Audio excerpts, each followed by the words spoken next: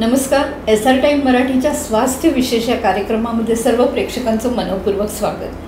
नाक, कान आणि गळा हे मानव शरीराचे खूप महत्त्वपूर्ण अंग आणि यांच्याशी संबंधित आजार, त्यानंतर त्यांचं कारण, निवारण, लक्षण या सगळ्यावर आज आम्ही बातचीत करत आहोत. आणि ही बातचीत करण्याकरता आमच्यासोबत आहेत इंदौरचे ENT specialist doctor Omkar Deshmukh. Doctor साहेबांशी आम्ही आज याच विषयावर बातचीत करत आहोत. पण ती करण्याआधी मी डॉक्टर साहेबांचं या कार्यक्रमामध्ये स्वागत करते. डॉक्टर साहेब, तुमच्या कार्यक्रमामध्ये खूप खूप स्वागत. आणि जसं मी म्हटलं की आज आपण नाक, कान, गळा या विषयावर बातचीत करत आहोत. तर सगळ्यात आधी आपण कानाबद्दलच बोलण्यास सुरुवात करूया. काय सांगाल कानाच्या आजारांबद्दल? मी डॉक्टर ओंकार देशमुख. मी कान, नाक, गळा विशेषज्ञ आहे आणि मी इथे एशियन सेंटर फॉर ENT म्हणून एक आमचं सेंटर आहे, तिथे आम्ही काम करतो. आणि सांगण्याचा मुद्दा असा की कान, नाक, गळा ही थोडीशी जी आमची स्पेशालिटी आहे किंवा ती थोडीशी अशी निग्लेक्टेड ब्रांच म्हणू शकतो पेशंटच्या दृष्टिकोनातनं. कारण नाक, कान आणि गळा हे तीन जे सेन्स ऑर्गन्स आहेत किंवा ज्ञानेंद्र आहेत, तर त्यांचं ते ना सरळ सरळ त्यांचा त्रास सरळ सरळ दिसत नाही. कारण ते सगळे असे कॅव्हिटीजमध्ये असतात, होल्समध्ये असतात, त्यामुळे ते डोळ्याला त्याचा प्रॉब्लेम दिसत नाही. त्यामुळे पेशंट्स थोडेसे इग्नोर करतात, नाही असं नाही तर. आणि त्यातल्या त्यात कान सगळ्यात जास्त, कारण तो कान काय अगदी आरशात बघितलं तरी दिसत नाही आणि त्याच्या आतमध्ये तर अजिबातच दिसत नाही. त्यामुळे तो सगळ्यात दुर्लक्षित म्हणूया आपण. तर कान ॲक्च्युली दोन ज्ञानेंद्रांना होस्ट किंवा दोन ज्ञानेंद्र कानामध्ये असतात. एक म्हणजे ऐकण्याचा सेन्सर, त्याला कॉक्लिया असं म्हणतात, आणि एक म्हणजे बॅलन्सचा सेन्सर. म्हणजे तुम्हाला बऱ्याच लोकांना हे माहिती नसतं, पण सगळ्यात जास्त चक्रेचं कारण हे कानाच्या आजारामुळे असतं. आणि खूपशा वेळा लोक ब्रेन किंवा न्यूरोचा प्रॉब्लेम समजून ते त्याला ट्रीट करत असतात किंवा त्याला समजत असतात तसं. मग ते त्यांच्याकडे जातात आणि मग न्यूरोलॉजिस्ट शेवटी आमच्याकडे पाठवतात. तर ते खूप लोकांना हे माहितीच नसतं की जो बॅलन्सचा ज्ञानेंद्र आहे तो कानामध्ये आहे, त्याला वेस्टिब्युल असं म्हणतात. तर कानाची कशी असतात, तीन भाग असतात. एक तर हा जो दिसतोय बाहेर आपल्याला, त्याला एक्सटर्नल इयर किंवा बाह्य कान असं म्हणतात, आउटर इयर किंवा एक्सटर्नल इयर. नंतर एक नळी असते आणि त्या नळीच्या शेवटी एक पडदा असतो, त्याला आपण ड्रम टिम्पॅनिक मेम्ब्रेन किंवा कानाचा पडदा सोप्या भाषेत असं म्हणूया. आता या कानाच्या पडद्याला एक हाड जोडलेलं असतं आणि त्याच्या मागे एक साखळी असते हाडांची. 206 हाडांपैकी कानाची हाडं सगळ्यात छोटी हाडं असतात, इतकी सूक्ष्म असतात की ते आपल्या डोळ्याला नॉर्मल दिसतही नाही. तसं बघायला गेलं तर आम्ही कानाचं ऑपरेशन वगैरे करताना त्याला कमीत कमी एक 50 पटीने मोठं बघतो, तेव्हा ते आम्हाला त्याच्यावरती ऑपरेशन करता येतं. तेवढं मॅग्निफाय करून बघायला लागतं, तेव्हा आम्हाला त्याच्यावरती काम करता येतं. तर दुर्बिणीने आम्ही ते बघून काम करतो. तर ही साखळी शेवटी त्या सेन्सरमध्ये जाऊन जोडली जाते. आणि मुख्यतः आता तुम्ही म्हणाल की हे सगळं ठीक आहे, त्या सेन्सरमध्ये जोडलं जातं. कानावरती जेव्हा आवाजाचे जे वेव्स किंवा पडतात तेव्हा या आपला तबला कसा व्हायब्रेट होतो तसं ते कानाचा जो पडदा आहे तो व्हायब्रेट होतो आणि मग ते कंपनं आतमध्ये पोचतात आणि मग तिकडे कॉक्लिया किंवा हा जो ज्ञानेंद्र आहे तिकडे त्याचं जे कंपन आहेत तर त्यांचं विद्युत तरंगामध्ये बदलून ते मेंदूकडे पोचवली जातात. हे असं सगळं आहे. मग तुम्ही विचाराल ह्याच्यामध्ये नाक आणि गळ्याचा कुठे संबंध? तर ह्याच्यामध्ये काय असतं की पडद्याच्या मागच्या बाजूला ही हवाच असते किंवा अशी खोली समजा तुम्ही एक, आणि त्याच्या एक भिंत म्हणजे पडदा. तर ते मागचं जे ती जी खोली असते त्या खोलीचा ड्रेनेज पाईप असतो एक, तर त्याला युस्टेशन ट्यूब असं म्हणतो आपण. तर तो नाकामध्ये उघडतो. तर अशा प्रकारे तो नाक आणि गळ्याला कनेक्टेड असतो त्या युस्टेशन ट्यूबने. आता या ट्यूबचं काय फंक्शन असतं तर कानामध्ये जसं नाकामध्ये शेंबूड असं म्हणूया आपण, किंवा कानामध्ये किंवा नाकामध्ये जे पाणी तयार होतं किंवा जो पातळ पदार्थ तयार होतो तो कानामध्ये पण तयार होतो आणि तो त्या एरियाच्या रखरखावासाठी असतो.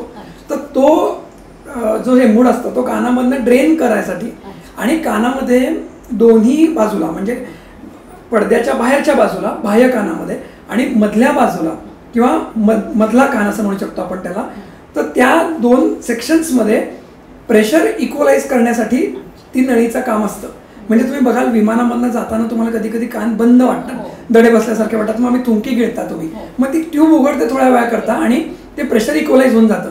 त्यामुळे हे लक्षात ठेवायला पाहिजे की टेक ऑफ आणि लँडिंगच्या वेळेस झोपायचं नाही, कारण ती ट्यूब मग बंद राहते आणि बंद राहिल्यामुळे प्रेशर इनइक्वल होतं, किंवा कारण तुम्ही खालनं वरती गेलात की वरचं केबिन प्रेशर कमी होतं आणि तुमचं जे ओरिजिनल प्रेशर असतं ते खालचं असतं, म्हणजे खालचं म्हणजे 30,000 फुटाच्या खालचं जे नॉर्मल एअरपोर्टचं प्रेशर असतं ते. त्यामुळे तो पडदा प्रेशर डिफरन्समुळे एका किंवा दुसऱ्या बाजूला ढकलला जातो आणि त्यामुळे कान बंद होतो. तुम्हाला मग थुंकी गिळली की थोड्या वेळा करता तो उघडतो, ट्यूब उघडते आणि मग तो प्रेशर इक्वल होतं. त्यामुळे टेक ऑफ आणि लँडिंगच्या वेळेस झोपायचं नाही, थुंकी गिळत राहायची.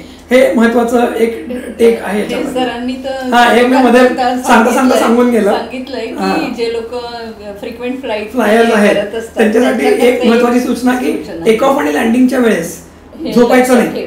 वर गेल्यावर झोपलात तर चालेल, पण टेक ऑफ आणि लँडिंगला नाही झोपायचं, कारण तेव्हा तो प्रेशर डिफरन्स क्रिएट होतो, दबाव चेंज होतात, केबिन प्रेशर चेंज होतं, कारण वरती केलं की हवा विरळ होते आणि त्याप्रमाणे प्रेशर कमी होतं. आणि हे कुठल्याही त्या पडद्याच्या दोन्ही बाजूला प्रेशर इक्वल करण्यासाठी थुंकी गिळायची, मग ते बरं होऊन जातं. आता हे तर झालं फ्लायर्ससाठी. आता सांगायचा मुद्दा असा की ते ट्यूबचं हे फंक्शन असतं. आता जर आपण कानाच्या संरचनेकडे वळलो, जसं तुमच्याजवळ हे ठेवलेलं आहे, जनरली लोकांमध्ये कान स्वच्छ करायची एक भ्रांती, कानातलं मळ काढायची, घरातली कुठली पण पिन घेतली, काही पण घेतलं आणि कान स्वच्छ केलं. बरोबर. ते किती हानिकारक आहे आणि किती गरजेचं आहे आणि किती गरजेचं पण आहे. आणि जर गरजेचं आहे तर ते डॉक्टरच्या कन्सल्टेशन मध्ये किंवा डॉक्टर जवळ जाऊन करणं जास्त उपयोगी आहे. याच्यावर काय सांगा? मी असं म्हणेन की कानामध्ये जो मळ असतो ना तो त्याला वॅक्स असं म्हणतो आपण कोलोकियली, पण ते ऍक्च्युली 3 गोष्टींचं मिश्रण असतं. एक म्हणजे सेरुमेन नावाचं एक लिक्विड असतं जे कानामध्येच द्रव्य असतं, ते कानामध्येच ऊर्जित होतं. दुसरं म्हणजे आपल्या कानाची जी स्किन असते, त्वचा, ती डिस्क्वामेटेड म्हणजे ती जी पडलेली स्किन असते ती, आणि जो बाहेरचा मळ असतो जो त्याच्यामध्ये अडकलेला असतो, असं या 3 गोष्टींचं ते वॅक्स बनलेलं असतं. आता सांगण्याचा मुद्दा असा की तुमच्या कानामध्ये बाहेरच्या बाजूला ते वॅक्सचे ग्लँड्स असतात. हे बघा तुम्हाला मी दाखवतो. ह्या कानाची नळी असं समजा, तर हे बाहेरच्या बाजूला, केवळ बाहेरच्या बाजूलाच ते वॅक्सचे ग्लँड्स असतात आणि ते वॅक्स आणि बाहेरचा मळ हा इकडेच साचतो नॉर्मली आणि तो स्वतःहून बाहेर येतो, तुम्ही काही केलं नाही तर. आता तुम्ही जर इयरबड घेतली, समजा ही इयरबड आपण घेतली आणि ती कानामध्ये अशी टाकली, तर ती एक तर त्याच्यामध्ये थोडाफार मळ बाहेर अडकतो, पण जो मुख्यतः मळ असतो तो असा आत ढकलला जातो आणि तो पडद्याच्या आसपास राहतो. तिकडनं तो स्वतःहून साफ होत नाही. त्यामुळे तुम्ही जर काडी वापरलीत तर ते मात्र तो मळ जो आत जाईल तो स्वतःहून बाहेर येणार नाही. जर तुम्ही न वापरता काहीच नाही गेलं तर तो आपोआप बाहेर येतो. त्यामुळे काडी किंवा वापरणे नाही, कान साफ करायचाच नसतो. कानामध्ये काही एक छोटे छोटे नर्व्स असतात किंवा तंतू असं म्हणतो आपण त्यांना, ते जर कान साफ करताना स्टिम्युलेट झाले, त्याला जर आपण हे केलं तर छान वाटतं, म्हणून आपण ते जास्त करतो. त्याची सवय आपल्याला तोडली पाहिजे. जर आपल्याला फारच खाज आली किंवा असं, तर बाहेरनं आम्ही साफ करायला सांगतो. इयरबड, पेन, पेन्सिल, पट्टी काहीही कानामध्ये घालायचं नाही अजिबात. तेलही घालायचं नाही. तेल पण घालतात. तेल घालण्याचा म्हणजे तेल घालण्यामध्ये म्हणजे प्रॉब्लेम काय येतो की तेल काय करतं की तेल हे आतमध्ये, तसं बघायला गेलं तर कानाचा जो भाग आहे, हा बाह्य कान जो आहे, तो एका ठिकाणी आतमध्ये जाऊन बंद होतो, असा विहिरीसारखा असतो. त्यामुळे तुम्ही जर तेल टाकलं तर काय होतं की तेलचं एक लेअर बनतो आणि त्याच्या मागच्या बाजूला समजा चुकून पाणी अडकलेलं असेल किंवा घाम जो येतो तो जर त्या मागच्या बाजूला आला तर ते जे मॉइश्चर आहे किंवा नमी जे आहे तर मागेच जमून राहते आणि त्याच्यामुळे फंगस होण्याचे चान्सेस असतात. त्यामुळे तेल अवॉइड करा. आम्ही तर सांगतो की तुम्हाला एखादं पेट्रोलियम जेली हलका वरच्यावर लावा, ते सुद्धा ड्राय स्किनच्या लोकांसाठी, अदरवाईज नाही. तर कान साफ करायचा नसतो. मग इयर ड्रॉप्सची काय भूमिका असते, जे आपण बाजारामध्ये इयर ड्रॉप्स आता तुम्ही तसं बघायला गेलं तर इयर ड्रॉप्स हे बऱ्याच प्रकारचे असतात आणि ते डॉक्टरांनी दिल्याशिवाय ते घालू नये असं मी तुम्हाला रेकमेंडेशन करीन. असं मी तुम्हाला सल्ला देईन की तुम्ही डॉक्टरनी सांगितल्याशिवाय कुठलाही आपलं गेला रे बाबा आणि जो काही आपल्याला काउंटरवरती जे मिळतात ते घेतले असं करू नये. कारण ते काय होतं की काही काही अँटीबायोटिक इयरड्रॉप्स असतात, काही काही स्टिरॉइड इयरड्रॉप्स असतात, काही काही वॅक्स केवळ सॉफ्ट करण्यासाठी ड्रॉप्स असतात. मला बऱ्याच वेळा लोक म्हणतात की सर तुम्ही मला ते असं औषध द्या की तुम्ही कानामध्ये टाकलं की ते फुलून बाहेर येईल. असं काही होत नाही. ते ड्रॉप टाकल्याने तो वॅक्स जे असतात ते कडक वॅक्स असतं किंवा कडक मळ असतो तो फक्त पातळ होतो. आता तो पातळ झाल्यावरती जर तुम्ही झोपलात तर ते ग्रॅव्हिटी किंवा गुरुत्वाकर्षणाने कानाच्या पडद्यापर्यंत जाऊ शकतं. त्यामुळे डॉक्टरनी सांगितल्याशिवाय ते ड्रॉप टाकू नका.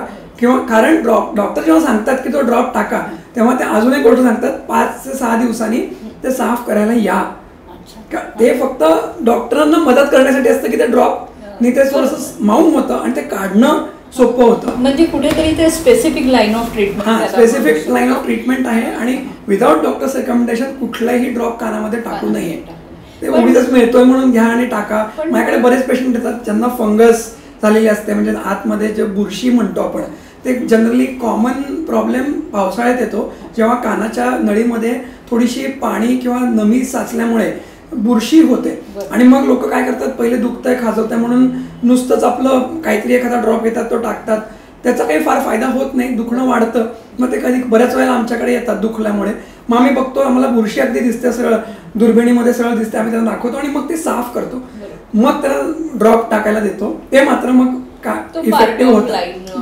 हां, तो पार्ट ऑफ ट्रीटमेंटचा पार्ट येतो. पण सांगायला गेलं तर असं ओव्हर द काउंटर ड्रॉपचा फार काही फरक पडत नाही. किंवा थोड्या वेळात 1-2 दिवसाकरता पडतो आणि मग तो परत जो अंडरलाईन प्रॉब्लेम जो आहे, मूळ जो आहे तो परत होतो आणि आपण मग ते डॉक्टरांना दाखवायच लागतं शेवटी. पण मग जर मळ काढायचा असेल डॉक्टरकडे काय ट्रीटमेंट आहे त्याच्याकरता, म्हणजे मशीननी तुम्ही म्हणजे हे करता? आता तुम्हाला सांगतो की मळ जो आहे कानातला तो ऍक्च्युली तो काही असा आजार नाहीये. ते एक नॉर्मल फिजिओलॉजिकल एक नॉर्मल गोष्ट आहे, जी एक म्हणजे नॅचरल असं म्हणू शकतो. ती नॅचरल गोष्ट आहे. काही काहींमध्ये कडक, काही काहींमध्ये मऊ, काही काहींमध्ये थोडा, काही काहींमध्ये जास्त. काही काही लोक तिखट खातात त्याच्यामुळे थोडा वाढतो.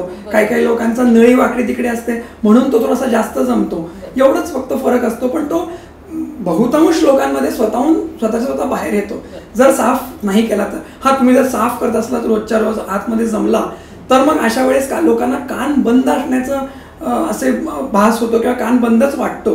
भास काय म्हणायचं, कान बंदच असतो त्यांचा.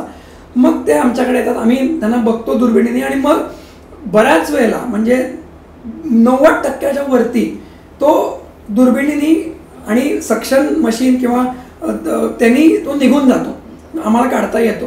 अगदी कधीतरी तो अगदी फार कडक असतो किंवा यांनी कधीतरी काडी वगैरे घालून इंजुरी होते किंवा जो जखम होते कानामध्ये त्याच्यामुळे कान सुजतो. मग अशा वेळेस आम्ही तो थोडा फक्त ती सूज कमी करण्यासाठी काही गोळ्या औषधं आणि कान मऊ तो वॅक्स मऊ करण्यासाठी ड्रॉप्स देतो. मग ते करून आम्ही ते साफ करतो. आता आपण वॅक्स बद्दल बोललो आहोत. बऱ्याचदा लोकांना असा भास होतो की कानात काहीतरी जडपणा वाटतोय किंवा कानामध्ये काहीतरी असं पाणी आहे जे बाहेर येत नाहीये, असं एक काहीतरी फील असतं. तो काय प्रकार? हा, मी तुम्हाला तेच सांगत होतो की जसं 2 प्रकारामुळे तो जे कान जड वाटू शकतो. एक तर सरळ त्या पडद्याच्या बाहेरच्या बाजूला काहीतरी आयदर मळ आहे किंवा मग तुम्ही काहीतरी कानामध्ये टाकलंय किंवा ते कानाची बड अडकली आहे. अशा बऱ्याच वेळेला लोक येतात माझ्याकडे की मी कान साफ करत होतो आणि आता ती बड आतच राहिली आणि आता मला कान फारच जड वाटतोय. तर ऑब्व्हियसली तिकडे प्रॉब्लेम असू शकतो.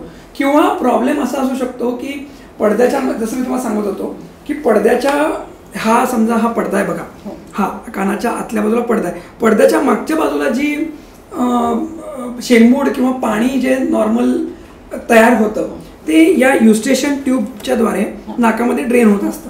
बऱ्याच वेळेला काय होतं की ही जी ट्यूब असते ती सर्दीमुळे बंद होऊन जाते. सर्दीमुळे बंद झाल्यामुळे इकडे जे पाणी किंवा जो शेंबूड जो असतो तो इकडेच साचून राहतो आणि त्यामुळे हवेच्या ठिकाणी पाणी किंवा थोडंसं असं म्युकस साचल्यामुळे तो जडत्व जाणवतो. मग अशा वेळेस लोक आमच्याकडे येतात आणि आम्ही जेव्हा तुम्हाला नाकाचा स्प्रे देतो तर ते लोक विचारतात मला की तुम्ही नाकाचा स्प्रे का देताय. तर कारण काय होतं की ही जी ट्यूब आहे युस्टेशन ट्यूब किंवा ही जे ड्रेनेज चॅनल आहे तिचा दुसरा एंड जो आहे तो नाकामध्ये आहे. नाकाच्या मागच्या बाजूला घशाच्या वरती बरोबर. तो आहे, तर तिकडून मग स्प्रे मारून तो आम्ही ओपन ओपन करण्याचा प्रयत्न करतो. बरोबर. अशा प्रकारे तो आम्ही उघडतो. आता आपण वॅक्स बद्दल आणि ड्रॉप्स बद्दल आणि या ट्रीटमेंट बद्दल बोललो हो, आहोत हो. की कान कसा स्वच्छ तुम्ही मशीनच्या थ्रू सुद्धा करता. जी. आता आपण जर कानाच्या पडद्याबद्दल हा. बोललो, बऱ्याचदा लोकांच्या कानाच्या पडद्याला भोक हो, हो. हा एक फार मोठा हो, हो. म्हणजे आहे. हा म्हणजे याच्या- कान नाक गळ्यामध्ये सगळ्यात कॉमन प्रॉब्लेम म्हणू शकता तुम्ही, ऍटलिस्ट आणि अंडर डेव्हलप्ड किंवा आपल्या डेव्हलपिंग नेशन्स मध्ये. आणि याच्या बरोबरीने एक आणखीन मी हो. जोडणार आहे या हो. गोष्टीला की कानाचा पडदा हो. आणि अलीकडे मोबाईलचा खूप वापर, हा याचा सुद्धा कानाच्या याच्याशी संबंध आहे का? हा, तर आपण एक एक विषय घेऊया. सुरुवातीला कानाच्या पडद्याचं भोक ह्याच्याबद्दल बोलूया.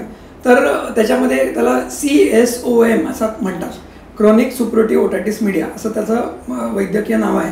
पण आता सांगण्याचा मुद्दा असा की कानाच्या पडद्याला भोक बहुतांश वेळा दोनच कारणाने होऊ शकतं. एक तर परत परत सर्दी होते आणि सर्दी झाल्यामुळे मी जे तुम्हाला सांगितलं की जी ट्यूब असते ती ब्लॉक झाल्यामुळे पडद्याच्या मागे वारंवार इन्फेक्शन तयार होतं आणि मग ते शेवटी एकदा पडदा फोडून बाहेर येतं. आणि हे जर वारंवार झालं तर पडद्याचे म्हणजे जे भोक असतं ते पडद्याचे जे काही लेयर्स असतात ते एकमेकांना जोडले जातात आणि भोक कॉन्स्टंट राहतं. वारंवार सर्दीमुळे कायमचं भोक होऊ शकतं. एकदा जर असं भोक तयार झालं तर ते गोळ्या औषधांनी बंद होत नाही. गोळ्या औषधांनी ते डेफिनेटली आतमध्ये जी वारंवार सर्दी होते, कानातनं पाणी येतं ते सुकवता येतं. पण एकदा जर भोक पडलं आणि ते जर कायमचं झालं, त्याला आम्ही कायमचं असं म्हणतो कारण ते क्रोनिक स्टेजमध्ये जातं जेव्हा आजार, तेव्हा ते क्रोनिक होऊन जातं. तर अशा वेळेस आम्ही त्याला ऑपरेशन करून बंद करण्याचं म्हणजे त्याला आम्ही म्हणजे रेकमेंडेशन देतो. कारण पडद्याच्या मागची जी हाडं असतात त्याला बाहेरच्या जे एन्व्हायरमेंट असतं तर त्याची सवय नसते आणि त्यामुळे ते हळूहळू हाडं पण सडायला लागतात आणि मग ते ऐकणं फारच कमी होऊन जातं. तर ते आम्ही दुर्बीणद्वाराही कानाचं ऑपरेशन सहजरित्या होऊ शकतं, ज्याच्यामुळे ऐकणंही सुधारलं जातं. तुम्हाला मी आधी सांगितलं होतं की जसं तबला व्हायब्रेट करतो तसं पडदाही व्हायब्रेट होतो. आणि जर समजा तुम्ही तबल्याला भोक पाडलात तर कसा आवाज येईल, साधारण तसाच आवाज ज्यांच्या कानामध्ये भोक असतो त्यांना येतो. त्यामुळे ऐकूही कमी येतं, कानामधनं पाणी वारंवार येतं आणि आतमधली हाडं खराब झाल्यामुळे अजूनही इतर त्रास होतात. तर अशा लोकांना आम्ही ऑपरेशन करायचा सल्ला देतो. पण मग जेव्हा तुम्ही ऑपरेशनची सल्ला देता अशा लोकांना, तर ऑपरेशन करण्याच्या मागे काही वयाचा क्रायटेरिया असतो का की नाही आता हे 60 वर्ष झाले किंवा हे झालं, किंवा इकडे बघायला गेलं तर लहान मुलं मोठी, तर काही असा एक कानाच्या पडद्याच्या ऑपरेशनचा, भोकाच्या ऑपरेशनचा काही एक लिमिटेड असं एज? तसं बघायला गेलं तर म्हणजे वैद्यकीयरित्या बघता एज लिमिट अशी काही नाही आहे तसं बघायला गेलं तर. कारण खूप लहान मुलांना कायमचं भोक होत नाही कारण त्यांना वारंवार सर्दी होते आणि ते कसं असतं आपल्या शरीराची पण पुनर्निर्माणाची खूप जास्त शक्ती असते. त्यामुळे ते परत परत भोक पडल्यामुळे पडतं आणि ते बरंही होऊन जातं. पण हे जेव्हा वारंवार लहानपणी होतं तेव्हा थोडंसं एक अगदी जरी वारंवार झालं तरी 10-15 वर्षापर्यंत परमनंट किंवा कायमचं भोक असं होत नाही. त्यामुळे खूप लहान मुलांची कानाचं ऑपरेशन या कारणासाठी केलेलं ऐकलेलं नाही, त्याची आपण थांबू शकतो. म्हणजे मी सगळ्यात छोटा कोण असेल मी ऑपरेशन केलं तर साधारण 9 वर्षाच्या मुलीचं ऑपरेशन केलं होतं मी, की जे बाबा वारंवार आधी लहानपणी केल्यामुळे तो होतं. तर आता ते सुद्धा कसं असतं सांगतो तुम्हाला मी. वारंवार सर्दी होणे हे ॲक्च्युली कानापेक्षा जास्त नाकाचा प्रॉब्लेम आहे, तो आपण पुढे डिस्कस करूया. पण मग हे होत होत जेव्हा भोक कायमचं होतं तेव्हा होतं आणि मग जसं जसं वय वाढत जातं ते भोक कायमचं होतं ते आपण करूच शकतो. आता आपण दुसऱ्या स्पेक्ट्रमकडे जाऊया, म्हणजे स्पेक्ट्रमच्या दुसऱ्या एंडकडे जाऊया किंवा पुढे दुसऱ्या साईडला जाऊया की जिकडे वय जास्त होतं, की बाबा 70 वर्षाचा आहे मी, मला ऐकू कमी येतंय आणि माझ्या कानातनं पाणी पण येतंय किंवा तर मग मी काय करू, आणि मला डॉक्टरांनी सांगितलंय भोक आहे तर मी करू का नको करू. आता सांगण्याचा मुद्दा असा की आपण तिसऱ्या भागाकडे जाऊया. आता हे बघा कानाच्या आतल्या बाजूला आता आपण असं वर्ण बघूया. तर हा जो पडदा आहे तर या पडद्याच्या मागे 3 हाडं असतात आणि हा सेन्सर समजूया, ह्याला कॉक्लिया असं म्हणतात. वयोमानानुसार हा कॉक्लिया जसं आपले केस पांढरे होतात तसा तो हळूहळू हळूहळू वीक होत जातो आणि त्यामुळे ऐकण्याची क्षमता कमी होते. तर अशा वेळेस आम्ही मशीन लावायचा त्यांना सल्ला देतो. आता जर समजा कानामध्ये पडद्यामध्ये भोक असलं आणि वारंवार त्यातनं पाणी येत असलं तर मशीन खराब होतं.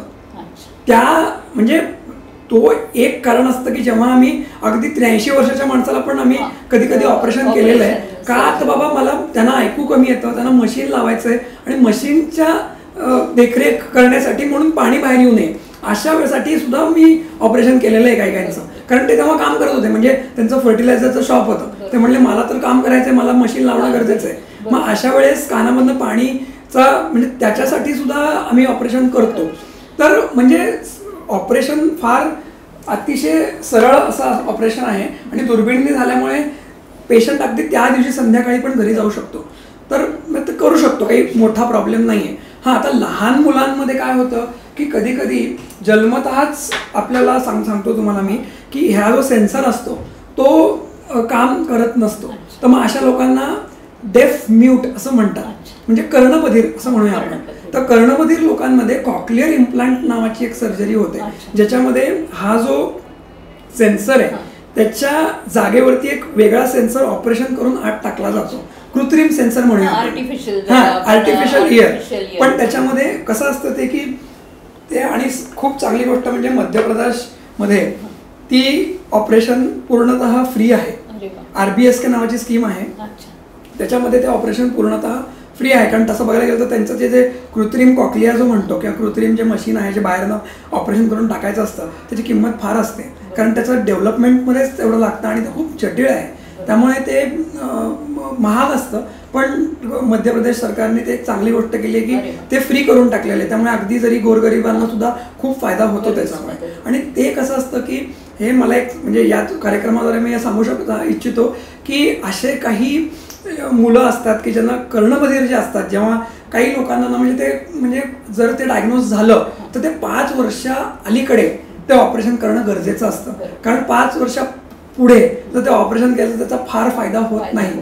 जसं एखादी पावलवट असते, ती जर आपण वापरलीच नाही तर त्याच्यावरती कसं अगदी गवत उगवून जातं, तशासारखं ते जो पाथवे असतो तो प्लास्टिक होऊन जातो. म्हणजे जरी तुम्ही ऑपरेशन केलं तरी ते काही काम करत नाही. मला असं वाटतं कुठेतरी डॉक्टर साहेब पॅरेंट्सला हे सांगतात की तुम्हाला जर तुमच्या लहान मुलांच्या याच्यामध्ये ही बधीरता कळली, ओळखायचं कसं ह्याच्यासाठी सुद्धा मी तुम्हाला एक डॉक्टरला सल्ला करून आणि 5 वर्षाच्या आत तुम्ही त्या समस्येतनं बाहेर येऊ शकता लहान मुलांच्या याच्यात. हो, तर ते करायचं काय की जनरली आजकाल मोठ्या हॉस्पिटल्समध्ये किंवा जिथे ह्याच्याबद्दल जागरूकता आहे तिकडे ही टेस्ट होतेच. मी तुम्हाला सांगेन त्या टेस्टबद्दल.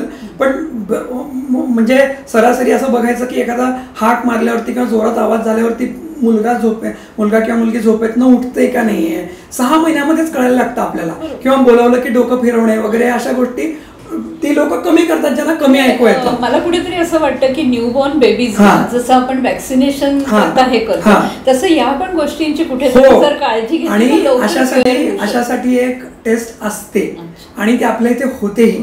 त्याला OAE असं म्हणतात, ओटो अकॉस्टिक एमिशन असं त्याचं नाव आहे त्या टेस्टचं. अतिशय सोपी टेस्ट अशी आहे.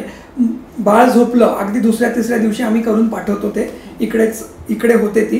त्याच्यामध्ये काय होतं की बाळ झोपलं की कानामध्ये इयरफोन सारखे एक छोटासा एक प्रोब आत जातो आणि एक जो कान जो एक नॉर्मल कान आहे जो ज्याला ऐकू येतं तो स्वतःही काही आवाज निर्माण करत असतो आणि अतिशय सूक्ष्म आवाज असतो, पण तो आवाज पकडण्याची क्षमता त्या माईकमध्ये असते. तर त्याला ओटो अकॉस्टिक एमिशन्स असं म्हणतात आणि ते आपल्याला पकडता येतात. तर जन्मजात कानाचं स्वास्थ्य बघण्यासाठी म्हणजे ऐकण्याचं स्वास्थ्य स्पेसिफिकली बघण्यासाठी ही टेस्ट आहे आणि रुटीनली हे स्क्रीनिंग होतंय. इंदोरमध्येही होत आहे आणि सगळीकडे होत आहे. आणि त्याच्यामध्ये समजा काही ॲबनॉर्मॅलिटी जाणवली तर मग आम्ही 6 महिन्यांनी ती टेस्ट रिपीट करतो. आणि त्याच्यामध्येही जाणवली तर मग बेरा नावाची जी टेस्ट असते ती करतो आम्ही. ब्रेन स्टेम इव्होक्ड रिस्पॉन्स ऑडिओमेट्री म्हणतात त्याला. मग ती टेस्ट होते आणि मग अशा प्रकारे पुढे त्या पेशंटमध्ये जर त्याच्यामध्येही अगदी जाणवलं तर मग कृत्रिम सेन्सर लावला जातो. म्हणजे जाता जाता मी तुम्हाला हे तेवढं सांगून टाकलं बरोबर. की हेही ऑपरेशन हल्ली होतात. खूप विस्तृत विषय आहे, हा, कारण एक खूपच कान म्हणजे जटिल खूप आहे. म्हणजे खूप विस्तृत आणि जटिल विषय आहे. बरंच काही बोललं जाऊ शकतं, पण आम्ही ENT स्पेशलिस्टकडे आलो आहोत, तर आमची कुठेतरी आमचा हा प्रयत्न राहील की कानाबरोबर आम्ही नाक आणि गळ्याविषयी पण बातचीत करू, आणि नाहीतर हा कार्यक्रम खूप विस्तृत होत जाईल. मला कानाबद्दल आता एक जो मुख्य प्रश्न विचारायचा वाटतो, जसं मघा तुम्ही म्हणाला कानाचं ते लिक्विड बॅलन्सचं जेव्हा तुम्ही म्हणाला, तर वर्टायगो हा खूप कॉमन प्रॉब्लेम आहे, ज्यांनी चक्कर येण्याचं, कारण चक्कर असं म्हणू शकतो की बऱ्याच कारणांनी चक्कर येत असतात. बऱ्याचदा आयसाईटनी पण डॉक्टर सांगतील चक्करचं कारण, पण कानाशी रिलेटेड चक्कर, वर्टायगोची समस्या बऱ्याच लोकांमध्ये असते. तर ती काय समस्या आहे आणि तिचं निवारण? आता तुम्हाला मी एक पटकन सांगतो जाता जाता की आपलं जे बॅलन्स असतो किंवा तोल जो असतो त्याचं प्रायमरी जे सेंटर आहे, म्हणजे आपलं जे तोलाचं जे प्रायमरी हेड ऑफिस असं म्हणूया, ते असतं आपला छोटा मेंदू किंवा सेरेबेलम असं म्हणतात. तर तो तिकडे मेन सेंटर आहे. आता तिकडे कसं असतं की हेड ऑफिसमध्ये बसलेला माणूस सगळीकडे फिरू शकत नाही, मग त्याला वेगळ्या वेगळ्या ज्ञानेंद्रियांमधून बेसिकली इनपुट्स मिळत असतात. तर प्रायमरी जे इनपुट असतो, म्हणजे जो महत्त्वाचा जो इनपुट आहे आपल्या डोक्याच्या आणि बॉडीच्या पोझिशनचा, ॲक्सिलरेशन म्हणा, म्हणजे जे गती असते किंवा वेग, हे जे आहे, तर त्याचं जे सेन्सेशन आहे ते कानामध्ये कॉक्लिया बरोबर वेस्टिब्यूल नावाचं एक छोटंसं सेन्सर असतो किंवा ज्ञानेंद्र असतात, आणि असे हे 3 कॅनल्स तुम्हाला देतच असतील, असे हँडलसारखे. तर त्यांना सेमी सर्क्युलर कॅनल्स असं म्हणतात. तर ते कंटिन्युअसली असे इनपुट्स देत असतात. तर हा पहिला आणि सगळ्यात महत्त्वाचा इनपुट जो मस्तिष्ककडे जातो किंवा जो त्या सेरेबेलम किंवा छोट्या मेंदूकडे जातो. दुसरे 2 इनपुट्स असे असतात की डोळ्यामधनं इनपुट जातो आणि आपले जे जॉईंट्स असतात त्याच्यामधून पण इनपुट जातो, आणि हे सगळे इनपुट्स एका ठिकाणी एकत्र येऊन मग बॉडीची पोझिशन ठरवली जाते आणि मग आपला बॅलन्स तयार होतो, म्हणजे काय बॅलन्स होतो. तर होतं काय त्याच्यामध्ये, आता तुम्हाला सिम्पल एक्झाम्पल देतो. आपण जेव्हा गाडीतनं जात असतो तेव्हा बऱ्याच लोकांना चक्कर येते, हे तुम्हाला माहिती असेल. पण मग ड्राईव्ह करताना कधी चक्कर येत नाही, बाजूला बसलेल्या माणसाला कायम चक्कर येते. तर ती काय येते, जनरली काय होतं की जेव्हा गाडीत बसलेला माणूस असतो तेव्हा त्याला तो कायम हलत असतो, तर ते कान डिटेक्ट करतात की बाबा हा हलतोय. पण माणसं काय करतात, वाचत बसतात किंवा मोबाईलवरती काम करतात. तर मग डोळे असा इनपुट देतात की आम्ही स्टेबल आहोत, हलत नाहीये, आणि कान असं इनपुट देतात की आपण हलतोय. त्यामुळे हे जेव्हा मिसमॅच होतं तेव्हा उलटी येते, असा प्रॉब्लेम आहे. तर अशा वेळेस काय करावं, सिम्पल खिडकीच्या बाहेर बघायचं. हलत्या गोष्टीकडे बघितलं की डोळे पण सांगतात की आपण हलतोय आणि कान पण सांगतात की आपण हलतोय. तर अशा प्रकारे इनपुट्स कानामधून येतात. आता चक्रेचं असं असतं की कानामध्ये जे बॅलन्सचा सेन्सर किंवा ज्ञानेंद्र असतो त्याच्यामध्ये 3 प्रकारचे गती किंवा मोशन ह्याला डिटेक्ट केलं जातं. एक म्हणजे गोल गोल फिरण्याचं, जे की हे छोटे सेमी सर्क्युलर कॅनल्स आहेत, ते असे XYZ ॲक्सिसमध्ये असतात, 3 ॲक्सिसमध्ये असतात. त्यामुळे कुठेही फिरलात तुम्ही, डोकं कसंही हलवलं तरी ते, किंवा बॉडी त्याच्याबरोबरच कशी हल्ली, तर ते डिटेक्ट करतं. दुसरं म्हणजे गती, ॲक्सिलरेशन म्हणतात त्याला. तर गती, असे 3ही गोष्टी, आणि एक ॲक्सिलरेशन, व्हेलॉसिटी आणि movement along all the axis, असे ते करत असतात. तर ह्याच्यामध्ये काय असतं की चक्रेचे सुद्धा बरेच प्रकार असतात. एक तर ह्याच्या आतमधल्या बाजूला ना, या सेन्सरच्या आतमध्ये पातळ असं एक तरळ असतं, म्हणजे फ्लुइड असतं. तर त्या फ्लुइडचं प्रेशर जर कधी वाढलं आपोआप तर चक्कर येऊ शकते. किंवा याच्या आतमध्ये काही कण असतात, ते या छोट्या छोट्या कॅनल्समध्ये समजा गेले तर ते तुम्हाला ते सुद्धा एक चक्रेचं भास देतात. तर त्याला BPPV असं म्हणतात, बेनाइन पोझिशनल पॅरोक्सिमल वर्टायगो. किंवा या ज्ञानेंद्राला कायमचंच डॅमेज झालं मोठ्या आवाजाने, किंवा कधी कधी काही बिना कारणाचं पण असं होऊ शकतं, तर त्याला डॅमेज झाल्यामुळे चक्कर येऊ शकते. सगळ्यात कॉमन किंवा सगळ्यात कॉमन जो प्रॉब्लेम आहे तो हा BPPV, जर मी म्हणलं ते, की छोटे छोटे कण असतात त्या सेन्सरमध्ये, ते त्यांची जागा बदलल्यामुळे चक्कर येते. म्हणजे मला असं वाटतं बऱ्याचदा चालता चालता बॅलन्स जातो कुठेतरी, की डगमगल्यासारखं होतं, त्याचा पण याच्याशी संबंध त्याचा याच्याशी संबंध आहे. पण सगळ्यात कॉमन जी चक्कर आहे, सगळ्यात सर्वथा बघण्यासारखी जी आमच्याकडे जे कॉमन प्रॅक्टिसमध्ये येते त्याला BPPS म्हणतात. त्याच्यामध्ये जनरली काय होतं की माणसं मला पेशंट्स असं म्हणतात की आम्ही झोपलो आणि एका बाजूला वळलं की मग खूप चक्कर येते, उलटीही होते, पण मग सरळ बघितलं की परत थांबते, किंवा मी वर बघितलं आणि काहीतरी काम केलं की मला चक्कर येते, मग मी सरळ बघितलं की परत थोडी कमी होते. मग अशा वेळेस आम्ही केवळ डोक्याचं मुवमेंट करून त्याला डायग्नोसिस किंवा त्याचं जे निदान आहे, डायग्नोसिस जे आहे ते डोक्याच्या मुवमेंटमध्ये आम्हाला दिसतं, डोळ्याच्या मुवमेंट्सवरनं, आणि मग त्याचं ट्रीटमेंट किंवा त्याचं निवारणही तसंच होतं. डोकं फिरवून त्याला ते कण जे असतात ते परत जागेवरती आम्ही आणतो डोकं फिरवून. तर ते अतिशय सोपं असतं आणि त्याबद्दल कोणी घाबरू नये. सगळ्यात कॉमन जे चक्रेचा पार्ट आहे, कारण काय चक्रेबरोबर जास्त भीती जोडलेली आहे. येत होते, कारण बऱ्याचदा चक्कर याला वर्टायगोशी तर फार नंतर जोडलं जातं, जनरली न्यूरोवर जातो की काहीतरी ब्रेनचा याचा काही प्रॉब्लेम असेल किंवा स्पॉन्डिलायटिस, तर आधी तिकडे सगळीकडनं सुद्धा जर निदान नाही होत तर मग ENT पाठवलं जातं. बरोबर. पण मी सांगतो तुम्हाला, चक्रेमध्ये न्यूरो किंवा म्हणजे मस्तिष्क किंवा मेंदू किंवा हे जे मणका आहे याचं मला वाटतं त्याच्यामुळे चक्रा फक्त 5% किंवा 5% लोकांमध्ये, 5 ते 10% लोकांमध्ये येतात. त्याच्यामुळे मुख्यतः कान हा सर्वात जास्त चक्रेचा कारणाचा ज्ञानेंद्र आहे. हे आपण म्हणजे जाता जाता सांगितलेलं सोपं पडेल की कानाचा सगळ्यात जास्त त्याच्यामध्ये रोल आहे म्हणजे चक्रेमध्ये, आणि तो बहुतांश वेळा खूप सोप्यारित्या क्युअर होऊ शकतो की त्याचं निवारण होऊ शकतं तिथल्या तिथे. खूप छान सांगितलंय डॉक्टर साहेबांनी की घाबरायची गरज नाहीये, आणि चक्कर जर आले तर आधी कानापासून सुरुवात करा आणि मग तिथे जर निदान नाही झालं तर तुम्ही स्पॉन्डिलायटिस करता आणि मग पुढे न्यूरो करता जाऊ शकता.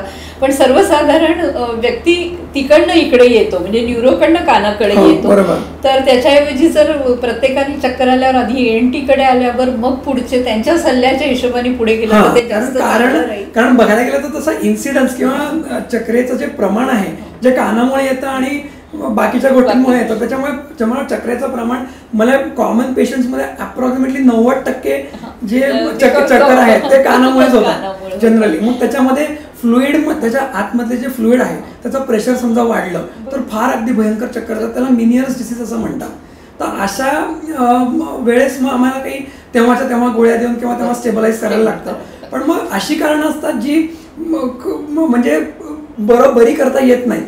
मग ते कधी कधी मध्ये जेव्हा चक्कर येते तेव्हा आम्ही त्यांचा ट्रीटमेंट देतो आणि बाकीच्या वेळेस ते बरे असतात. म्हणजे मग काही ठीक करण्यासाठी कारणं असतात ज्यांचं निवारण करता येतं, काही असतं की तेव्हा फक्त चक्कर दाबायला लागते आणि मग तेव्हा फक्त आराम करायचा आणि मग चक्कर ती आपोआप सरते, मग परत सरते, असं आहे. म्हणजे कानाबद्दल खूप छान सांगितलं गेलंय. मला वाटतं आम्ही बऱ्याच गोष्टींवरती कुठेतरी डिस्कशन झालंय. आता मी जर नाकाबद्दल बोलायला आले तर नाक पण हा खूप महत्त्वपूर्ण भाग आहे, कारण बऱ्याचदा आपण सर्वसाधारण भाषेतही म्हणतो की नाक की बात आहे, नाकाचं म्हणजे मानाची गोष्ट आहे. तर नाकाबद्दल जर आपण बोलायला गेलो तर काय काय आजार आहेत? मुख्यतः मला जर असं वाटतं की एक तर सर्दी, एलर्जी आणि नाकामध्ये आपण सायनसायटिस, हे सर्वसाधारण कॉमन व्यक्तींकडे विचारले गेले प्रश्न. बाकी तुम्ही काय? बरोबर. ऍक्च्युली तसं बघायला गेलं तर परत नाक अशी फारच महत्वाचं ज्ञानेंद्र आहे. परत एक दुसरं म्हणजे त्याचा एक रोल आपल्या सुंदरतेमध्ये पण येतो की नाक, आपण कुठल्या चेहऱ्याकडे बघितलं की सगळ्यात पहिले काय दिसतं ते म्हणजे नाक. त्यामुळे आपण तिथून सुरुवात करूया. तर बाह्य रूप जे आहे नाकाचं आणि जे अंतर रूप आहे हे दोन खूप वेगवेगळ्या गोष्टी आहेत. तर आम्ही जनरली काय होतं की माझ्या OPD मध्ये किंवा माझ्या बाह्य रुग्ण विभागामध्ये आम्ही दुर्बिणींनी बघतो आणि एक TV ची स्क्रीन मागे पण ठेवली आहे माझ्या, ज्याच्यामुळे आपल्याला त्याच्यामध्ये पेशंट पण बघतात, पेशंट पण त्याच्यामध्ये दिसतात. तर तेव्हा जेव्हा ते आतलं रूप बघतात नाकाचं तेव्हा अक्षरशः घाबरून जातात की बाबा हे काय आहे, की हे अलग असं वेगवेगळं काय दिसतं, एवढ्या गाठी दिसत आहेत काय आहे. तर ते आतमधून फार वेगळं दिसतं कारण कधी बघितलेलंच नसतं. आणि बाहेर म्हणजे आपण राग दिवसातनं 50 वेळा बघत असतो असं आहे. त्यामुळे आपण बाह्य दृष्टिकोनातनं सुरू करूया. आता नाकाचा जो शेप आहे तर त्याचं जे श्वास घेण्यावरती जो इफेक्ट आहे तर त्याच्याबद्दल पण बोलता येईल, किंवा सुंदरतेमध्ये त्याचा जो रोल आहे तर त्याच्याबद्दल पण बोलता येईल. तर ॲक्च्युली ह्या नाकाच्या या शल्यचिकित्सा विषयी किंवा या भागाविषयी जे डील करतात त्यांना रायनोप्लास्टी सर्जन असं म्हणतात. Plastic surgery of the nose किंवा नाकाच्या बाह्य भागाची शल्यचिकित्सा रायनोप्लास्टी असं म्हणतात. तर मी त्याचा स्पेशलिस्ट नाही आहे, पण माझी बायको इथे करते ते, आणि ती एक्सक्लुझिव्ह त्याचीच सर्जन आहे, स्पेशलिस्ट आहे. तुम्हाला ऐकायला खूप मज्जा वाटेल की जेवढं आमच्याकडे म्हणजे महिला येत नाहीत त्याच्याहून जास्त पुरुष आमच्याकडे येतात हे ऑपरेशन करून घेण्यासाठी. कारण काय होतं, बऱ्याच वेळेला ते पडतात, जडतात, कोणीतरी मारतं किंवा म्हणजे पुरुष धडपडत असतात असं म्हणू शकतो, आणि नाकाला लागल्यामुळे ते हाडाचं जे स्ट्रक्चर असतं ते वाकडं होतं आणि मग ते चेहऱ्याला मॅच होत नाही किंवा त्यांना वाटतं की मॅच होत नाही. अशामुळे आम्ही बाह्य सर्जरी इथे होते तर त्याला रायनोप्लास्टी असं म्हणतात. तर रुटीनली आम्ही ती सर्जरी इकडे करतो, आणि त्याच्याबरोबरच नुसतं दिसण्यासाठी नाही पण श्वास घेण्यासाठी पण या शल्यचिकित्सेचा कायम खूप फायदा होतो. मला विचारायला आवडेल की आपण बाह्य सुंदरतेबद्दल तर बोललो की ही रायनोप्लास्टी केली जाते. बऱ्याचदा जन्मतः नाकाचं हाड वाकडं असतं, त्याच्यामुळे एक श्वसन क्रियेवरती किती परिणाम होतो त्याबद्दल काय सांग. आता मी पुढच्या भागाकडे जातो. म्हणजे आता समजा दुर्बिणीने आपण आत बघितलं तर या 2 नाकपुड्या ज्या आहेत तर त्या नाकपुड्या मध्ये त्या सेपरेट करणारा किंवा त्याला विभाजणारा जो पडदा आहे त्याला आपण सेप्टम असं म्हणतो. तर आपण आता ह्याला सेप्टमच म्हणूया. तर ही सेप्टम जी असते ती काही म्हणजे जन्मतः खूप काही वाकडी नसते, पण ती डेव्हलपमेंटल त्याच्या 4-5 भागांनी ती बनलेली असते, आणि एखादा भाग जर वाढला जास्त तर तो त्या बाजूला किंवा दुसऱ्या बाजूला त्या दुसऱ्या भागाला ढकलतो, असं होऊ शकतं. त्यामुळे अशी वाकडी किंवा थोडंसं असं कर्ड असं ती सेप्टम होते, आणि त्यामुळे एक नाकपुडी मोठी आणि एक नाकपुडी छोटी असं होऊ शकतं. बाहेर न बघता एखाद्या दिसणार नाही, पण तशी ती आतमध्ये दुर्बिणीने बघितल्यावर दिसतं. आता तुम्हाला ऐकायला खूप मजा वाटेल की आम्ही जेवढे पेशंट्स बघतो 95% लोकांचं नाकाची जे मधला जो पडदा आहे तो कुठल्या ना कुठल्या दिशेला वाकडा असतो. पण सगळ्यांचं काही ऑपरेशन आम्ही करत नाही. ज्यांना फार त्रास होतो, ज्यांना फार नाक बंद वाटतं, केवळ नाक बंद ज्यांना फार वाटतं अशा लोकांसाठी ते ऑपरेशन ठेवलेलं आहे. म्हणजे त्याला सेप्टोप्लास्टी असं म्हणतात. ते पण दुर्बिणीने होऊ शकतं. श्वास घ्यायला ज्यांना त्रास होतो किंवा बरोबर एक फील नाही की मी बरोबर श्वास घेतोय, तेवढं सॅटिस्फॅक्शन, नाक बंद राहतं, आणि जास्त करून एखादीच नाकपुडी बंद असते आणि वारंवार तीच नाकपुडी बंद राहते. पण मग त्याच्याकरता बऱ्याचदा सर्दी पण कारण असतं की सर्दीमुळे सुद्धा नाक बंद होतं, चोक. बरोबर. तर सांगण्याचा मुद्दा असा की हे बघा, आता हा नाकाचा जो रस्ता आहे ज्याच्यामधनं हवा जाते, तर नाकाचं मुख्य काम असतं की ते थोडंसं ओली करणं ती हवा. त्याच्यामुळे आपल्याला जो गॅशियस एक्सचेंज जो फुफ्फुसांमध्ये होतो तो चांगला व्हावा. थोडीशी गरम होते हवा, थोडीशी ओली होते. तर नाकामधनं वाहताना ते जे त्याला कंडिशनिंग जे होतं त्याच्यासाठी हे नाक बनलेलं आहे ॲक्च्युली. आणि ऑब्व्हियसली दुसरं ज्ञानेंद्र म्हणजे वास. आपल्याला वास येतो नाकामध्ये, किंवा सुवास असू दे, दुर्गंध असू दे, काही असू दे, पण तो तिकडे त्याचं सेन्सर असतं. तर ही क्रिया करण्यासाठी नाकामध्ये काही स्पेशलाइज्ड स्ट्रक्चर्स असतात, त्याला टर्बिनेट असं म्हणतात नाकाच्या आतल्या बाजूला.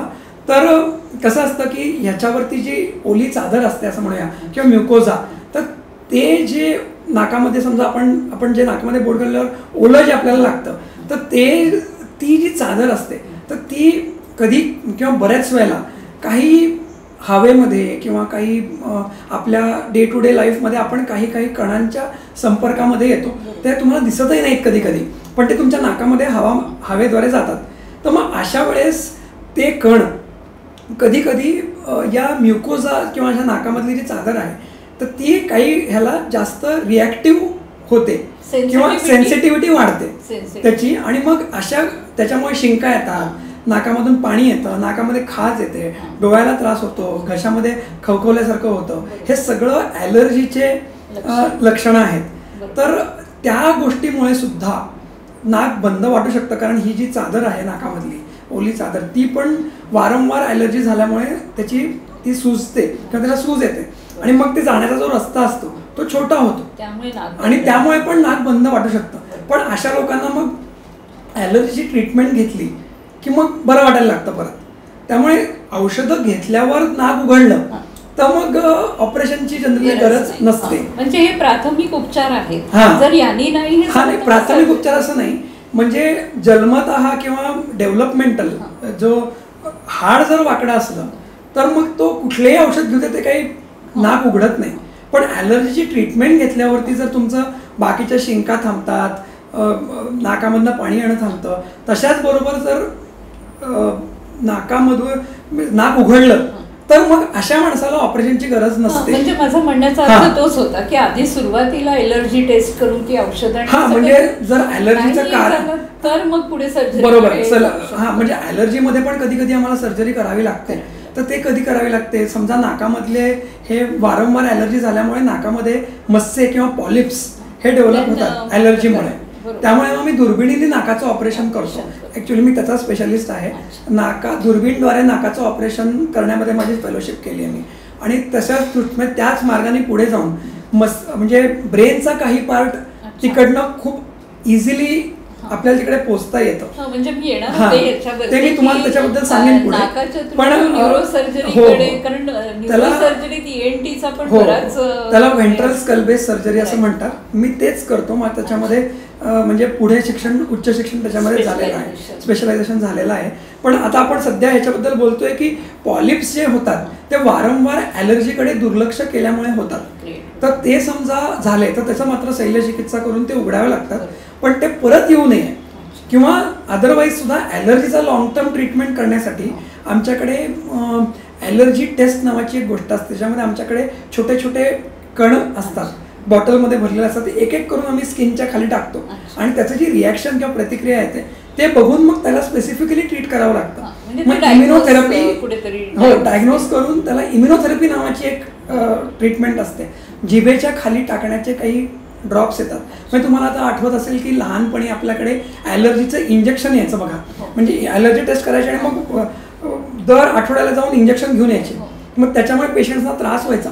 म्हणून आता नवीन असं झालंय की जिभेच्या खाली टाकणारे थेंब येतात आणि ते आपण घरीच ठेवायचे असतात आणि आपल्याच म्हणजे स्वतःहूनच ते जिभेच्या खाली टाकायचे आणि आपल्या शरीराला शिकवायचं की तो ॲलर्जन आहे त्यामुळे त्याला प्रतिक्रिया द्यायची नाही आहे असं शिकवण्यासाठी इम्युनोथेरपी नावाचं ते ट्रीटमेंट आहे. पण ती मात्र टेस्ट केल्यानंतरच आपण त्याला ती स्पेसिफिक असते आणि त्यामुळे आपण ती तेव्हाच करू शकतो जेव्हा आपण हे टेस्ट करतो. तर ॲलर्जीला पूर्णतः ट्रीटमेंट तेव्हा गोळ्या औषधं किंवा स्प्रे नाही आहे असं मला सांगू इच्छितो मी की ते टेम्पररी कंट्रोलसाठी चांगलं आहे. पण जर लॉंग टर्म इलाज करायचा असेल तर ते ॲलर्जी टेस्ट करून शोधावं लागतं आणि मग त्याला एक स्पेसिफिक ट्रीटमेंट द्यावी लागते. त्या टेस्टमध्ये पॉझिटिव्ह आलं तरच आपण ती ट्रीटमेंट देतो. तर एलर्जी बद्दल खूप छान सांगितलं गेलंय मला वाटतं. पण आता पुढे मी स्नोरिंग बद्दल, कारण ते आपण स्नोरिंगचं जे आहे ना ते आपण गळ्यामध्ये बोलूया. गळ्यामध्ये जेव्हा बोलू तेव्हा मी तुम्हाला स्नोरिंग बद्दल सांगेन. कारण नाकाचा पण ह्याच्यामध्ये रोल आहे पण त्याच्याहूनही जास्त गळ्याचा किंवा नाकाच्या मागच्या भागाचा रोल आहे. त्याच्याबद्दल आपण बोलूया. तर नाकाचं मोठं म्हणजे सरासरी असं बघायला गेलं तर नाकाचं हाड वाकडं असणे आणि म्हणजे बऱ्याच वेळेला माझ्याकडे लोक येतात की सर मला सायनस आहे. तर सायनस काय, सायनस म्हणजे आपल्या खोपडीमध्ये किंवा आपल्या स्कलमध्ये कॅव्हिटीज असतात आणि ते नाकामध्ये उघडतात आणि ते आपलं म्हणजे त्याचं काम असं असतं की जे आपण श्वास घेतो त्याचं कंडिशनिंग पण सायनस पण करतात आणि बाकी आवाजाचा टोन पण त्याच्यामुळे बदलला जातो. तुम्ही बघितलं असेल ज्यांचं नाक बंद असेल त्यांचा आवाज पण वेगळा येतो. तर त्याचा तसा रोल पण आहे सायनसचा. आणि अनुस्वार बंद होऊन जातात आणि सगळ्यात महत्त्वाचं म्हणजे डोकं थोडंसं हलकं होतं त्याच्यामुळे. पण ह्याचा रोल असा असतो की ही सायनसचं ओपनिंग नाकामधलं जेव्हा बंद होतं तेव्हा आपण त्याला सायनोसायटिस असं म्हणतो.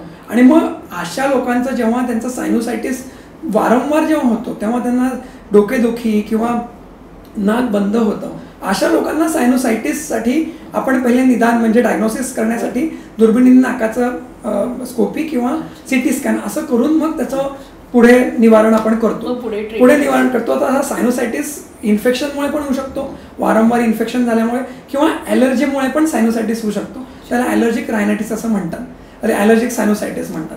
तर अशा वेळी म्हणजे जे काही अंडरलाईन कॉज आहे, इन्फेक्शन असेल तर इन्फेक्शन नीट करा, ॲलर्जी असेल तर ॲलर्जी नीट करा, आणि अशा प्रकारे त्याचं निवारण होतं, त्याचं होतं. मग त्याच्यामध्ये ऑपरेशन असू शकतं किंवा त्याच्यामध्ये ॲलर्जीची ट्रीटमेंट असू शकते. असं बऱ्याच वेळेला लोक म्हणतात की नाकाचं ऑपरेशन केलं तरी मला बरं वाटत नाही, किंवा मी ऐकलं की मला कोणीतरी सांगितलं की असं होतं की बाबा परत त्रास होतो. होऊ शकतो, बरोबर आहे, कारण ॲलर्जी जर बेसिक कॉज असेल तर आपण ॲलर्जीमुळे आलेले पॉलिप ऑपरेशननी काढतो, पण ॲलर्जीनी पॉलिप काढल्यावरती ती ॲलर्जीसाठी आपण काहीच करत नाही, रूट कॉज ट्रीट केला पाहिजे. तर तो ॲलर्जी टेस्ट करून त्याचं निवारण केलं पाहिजे, तर मात्र डेफिनेटली आमच्याकडे 70 से 80% पेशंट्स अतिशय बरे झालेले असतात. म्हणजे दीर्घ काळ ते सुद्धा, असं नाही की शॉर्ट टर्म 1-2 वर्ष नाही, वर्षानुवर्ष चांगले आहेत. म्हणजे जर डायग्नोसिस बरोबर असेल तर ट्रीटमेंट बरोबर आहे. खूप छान नाकाबद्दल पण सांगितलं गेलंय. आता मी मनुष्य शरीराचा आणखीन एक मुख्य भाग म्हणजे गळा, ज्याला आपण सर्वसाधारण भाषेमध्ये घसा पण म्हणतो, तर गळ्याशी संबंधित आजार त्याच्याबद्दल बातचीत करते. सर काय सांगाल गळ्याबद्दल? आता मुख्यतः आमच्याकडे गळ्याचा त्रास घेऊन लहान मुलं येतात. सगळ्यात जास्त म्हणजे जे कोण म्हणजे गळ्याचा त्रास असेल कोणाला तर ते असतात छोटी मुलं. कारण काय होतं की आपल्या शरीरामध्ये बऱ्याच ठिकाणी लिम्फ ऑर्गन्स नावाचे अंग असतात. त्याच्यामध्ये लिम्फ नोड हा सगळ्यात कॉमन असतो. म्हणजे असं म्हणू शकता तुम्ही की ते रक्ताची चाळणी म्हणू शकता, किंवा अगदी कलोकियल लँग्वेजमध्ये जिकडे इन्फेक्शन पकडलं जातं अशा गोष्टी म्हणू शकतो. तर गळ्यामध्ये ते सगळ्यात जास्त असतात, कारण खाणं पिणं म्हणजे बाह्य जगाशी जर कुठला कॉन्टॅक्ट असेल आपला तर त्या नाकामधून आणि गळ्यामधून सगळ्यात जास्त असतो, कारण श्वास आपण घेतो नाकाने, आपण खातो आणि पितो तोंडाने, त्यामुळे ह्या सगळ्यात जास्त प्रोटेक्शन तिकडे लागतं. पण होतं काय प्रॉब्लेम की हे जे चाळण्या म्हणू शकतो आपण, त्याला वारंवार इन्फेक्शन झाल्यामुळे ते साईजमध्ये खूप मोठे होतात. हे पहिली प्रॉब्लेम. आणि त्याच्यामध्ये काय होतं मग की त्याच्यामध्ये असे वारंवार इन्फेक्शन झाल्यामुळे त्याच्यामध्ये जीवजंतू साठायला लागतात. जीवजंतू म्हणजे बॅक्टेरिया म्हणून आपण पॅथोजन्स साठायला लागतात. आणि मग थोडं जरी थंड खाल्लं किंवा थोडं जरी गोड खाल्लं, दात घासले नाहीत की ते लगेच तिकडची लोकल इम्युनिटी किंवा रोगप्रतिकार शक्ती कमी होते आणि मग टॉन्सिल्समध्ये इन्फेक्शन होतं. कारण ते जे विषाणू किंवा जीवाणू तिकडे अडकलेले असतात टॉन्सिल्समध्ये, तर ते तिकडे ग्रो व्हायला लागतात, कारण इम्युनिटी कमी होते थंड खाल्ल्यामुळे किंवा अदरवाईज. तर मग अशा वेळेस ते टॉन्सिल्स वारंवार होतात ज्यांना, त्यांना आम्ही ते टॉन्सिल्स काढायला सांगतो की बाबा हे टॉन्सिल्स राहिलेच नाही तर तिकडे जीवाणू विषाणू अडकणार नाही. तर मला बरेच लोक म्हणतात मग सर ह्याचं काम नाही आहे तर हे दिलं कशाला गेलं. तर साधारण पहिले 1.5 वर्ष ह्याचं काम असतं थोडंफार, त्याच्यानंतर फार काही त्याचं काम नाही आहे. तो एक म्हणजे हेडेक किंवा न्यूसन्स असं म्हणू शकतो आपण, तो होतो. तर अशा वेळेस वारंवार शाळेत वारंवार संक्रमण झाल्यामुळे किंवा इन्फेक्शन झाल्यामुळे ते वारंवार सुचतात आणि मग म्हणजे समजा महिन्यातले 2 आठवडे मुलाला सारखं गळ्याचा त्रास आहे, ताप येतोय किंवा खाऊ शकत नाहीये, गिळायला त्रास होतोय, मग अशा वारंवार झाल्यावर आम्ही ते काढायला सांगतो. जनरली वर्षामध्ये 5 ते 6 एपिसोड्स जर होत असतील तर मग आम्ही त्यांना टॉन्सिल्स काढायला सांगतो, सर्जरी करून त्यांना काढायला सांगतो. नाहीतर मोठ्या माणसांना जर हा प्रॉब्लेम झाला तर सगळ्यात पहिले आम्ही सांगतो की तुम्ही तुमचं ओरल हायजीन चांगलं मेंटेन करा, स्वच्छता मेंटेन करा, गुळण्या करा. गुळण्या करण्यामुळे जेवढं फरक पडू शकतो तेवढा कुठल्याच गोष्टी दुसऱ्या गोष्टीमुळे पडत नाही. त्यामुळे जाता जाता हे सांगतो की रात्री झोपताना रोज सर्वांनी गुळण्या करा. गरम कशानेही करा, साध्या पाण्याने करा, मिठाच्या पाण्याने करा, हळदीच्या पाण्याने करा, पण ते फिजिकल क्लिअरिंग जे होतं ते सगळ्यात महत्वाचं असतं. इथे मला एक विचारायला आवडेल की सर्वसाधारण एक भ्रांती म्हणून की ऐकण्यात आलेलं आहे की टॉन्सिल्स जे आहेत त्यांचा संबंध मुलांच्या हाईट वाढण्याशी सुद्धा असतो, की टॉन्सिल्सचं ऑपरेशन केलं किंवा टॉन्सिल्स वाढले तर हाईट कमी राहील. तसं हाईट मी जर तुम्ही मला म्हणजे मेडिकल दृष्टीने विचारलं तर तसा काही डायरेक्ट संबंध नाही तसं बघायला गेलं तर. कारण काय एक लिम्फ नोडच आहे, असे हजारो लिम्फ नोड्स आपल्या गळ्यामध्ये असतात. म्हणजे काही चॅनल्सच असतात त्याला, म्हणजे काही जिभेच्या पाठीमागे असतात, 2 इकडे असतात, नाकाच्या मागच्या बाजूला एक मोठा लिम्फ ऑर्गन असतो, त्याला ॲडिनॉइड असं म्हणतात. त्याच्याबद्दल मी तुमच्याशी बोलणार आहे आता. तर ॲडिनॉइड असं म्हणतात. तसे बरेच असतात.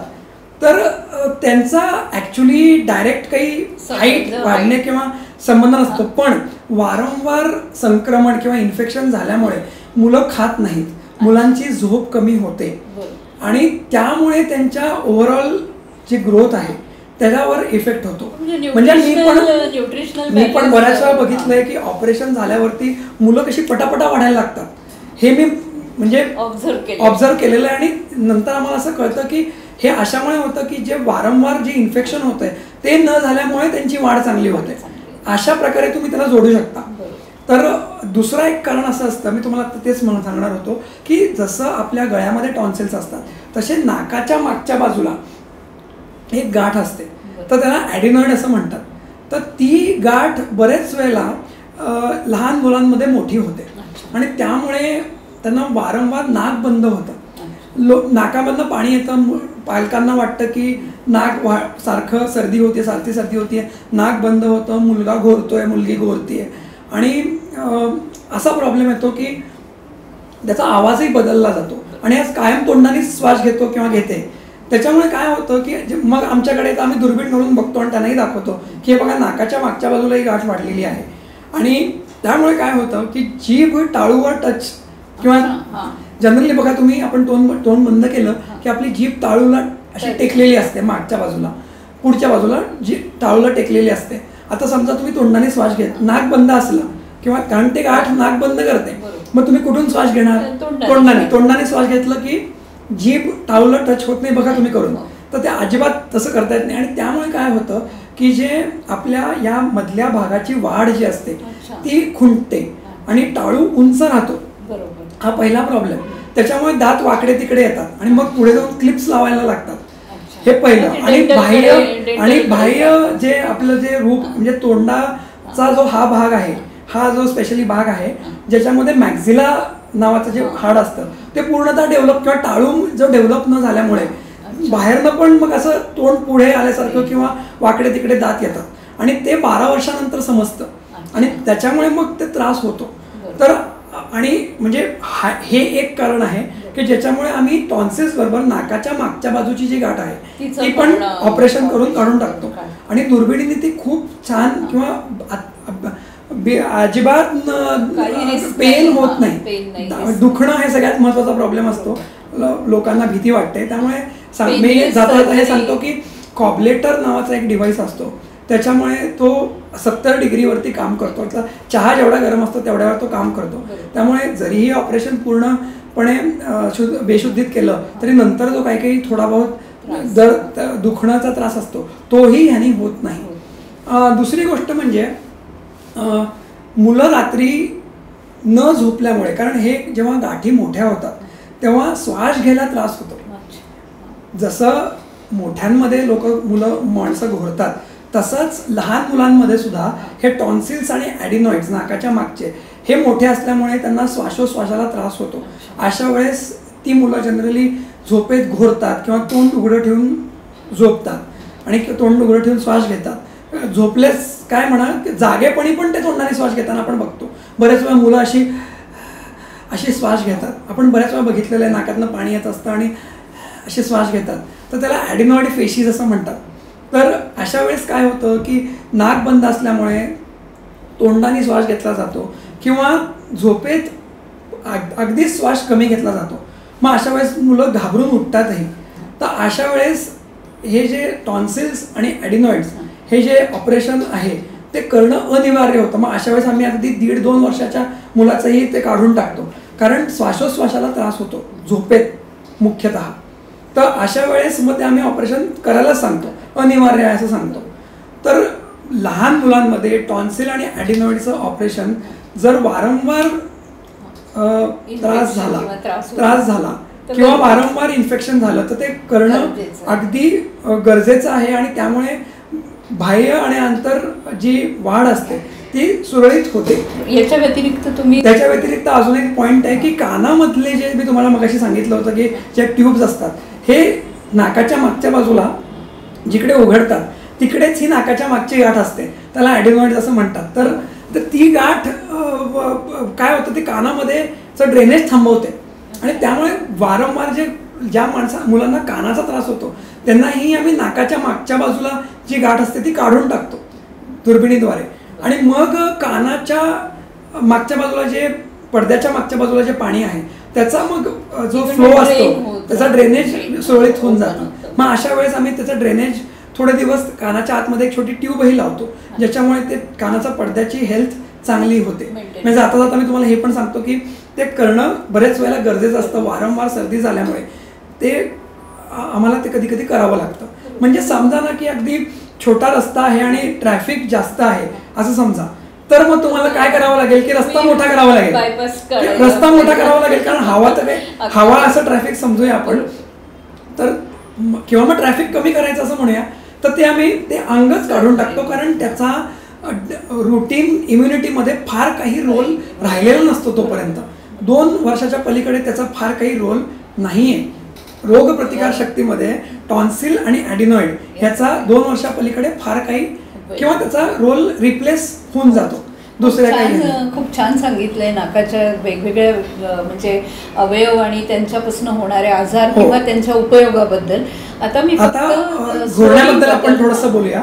आता वारंवार माझ्याकडे पेशंट येतात की पेशंट म्हणतो की मला माझ्याबरोबरचे म्हणतात की मी खूप घोरतो, पूर्ण रात्र घोरतो, किंवा माझी जवळ माझी धर्मपत्नी आहे ती झोपत नाही की ती माझ्या आधी झोपते. आणि मग मी त्यांना सगळ्यात पहिले काय विचारतो, धर्मपत्नीला घेऊन या म्हणतो, त्यांना विचारतो की हे घोरताना मध्येच थांबतात का, श्वास एकदम थांबतो का, हा पहिला प्रश्न.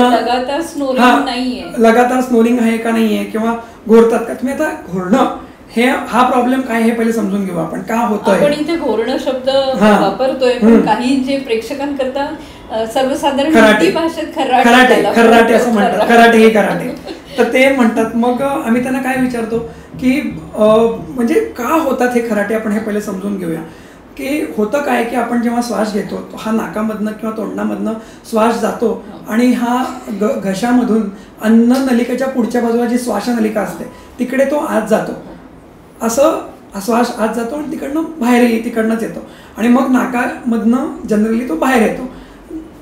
आतमध्ये जाणारी हवा प्राणवायूमध्ये रिच असते, बाहेर येणारी प्राणवायूमध्ये त्याची कमी असतं त्याच्यामध्ये. अशा प्रकारे आपल्या बॉडीला प्राणवायू मिळतो. तर होतं काय की आपल्या ब्रेनमध्ये एक सेन्सर असतो, तर तो ब्लडचा प्राणवायूची लेवल कायम मेंटेन करून म्हणजे ते सेन्स करत असतो कायम, ऑक्सिजन सेन्सर समजा तुम्ही एक साध्या भाषेत.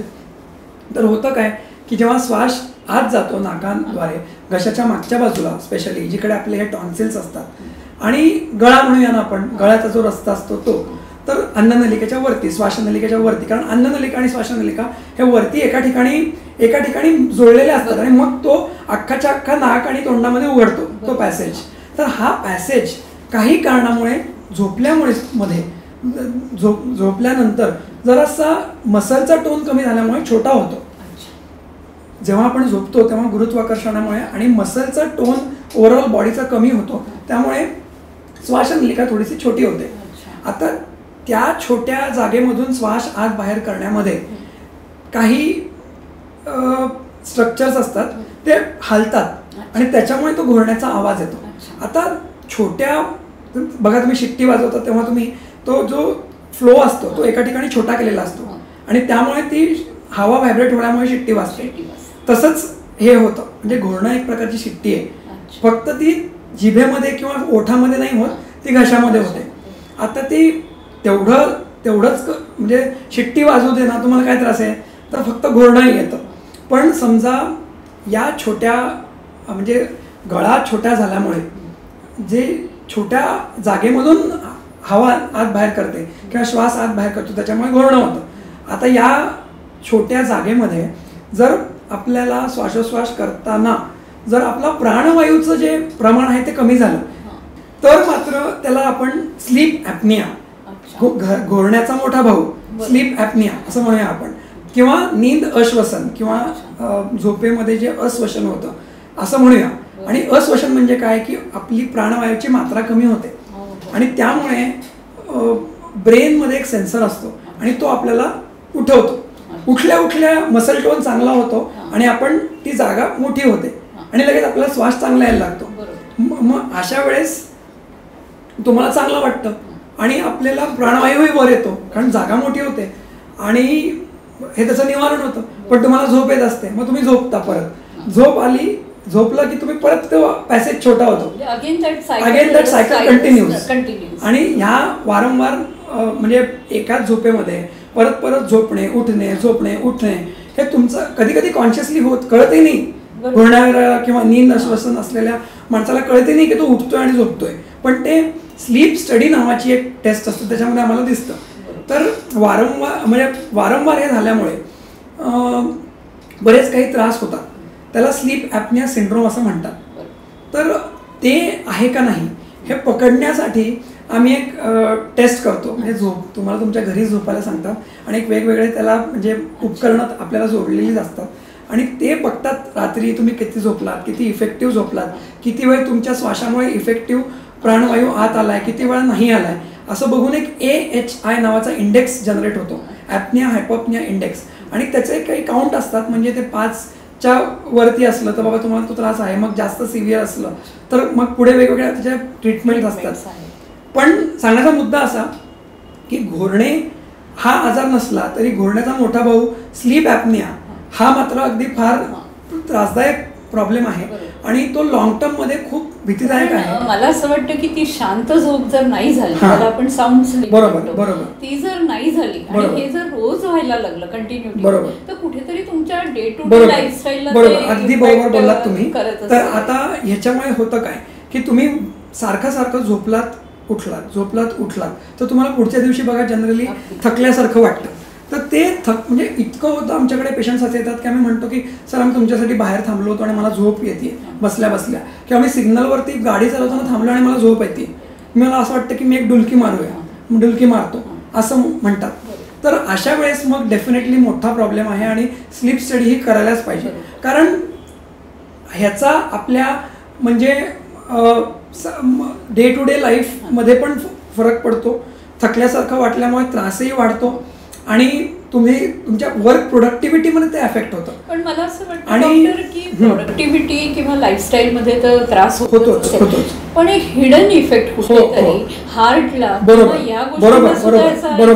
तुम्ही बरोबर ऐकलंय. सांगण्याचा मुद्दा असा की होतं काय की जेव्हा आपण घोरतो तेव्हा तुम्हाला कुठल्या तरी बंद पॅसेज मधून हवा बाहेर फेकायला लागते, त्याच्यामुळेच तो घोरण्याचा आवाजही येतो. आणि तुमचा जो नॉर्मल पॅसेज आहे त्याच्यापेक्षा छोट्या पॅसेजमध्ये हवा बाहेर फेकल्यामुळे तो आवाज येतो.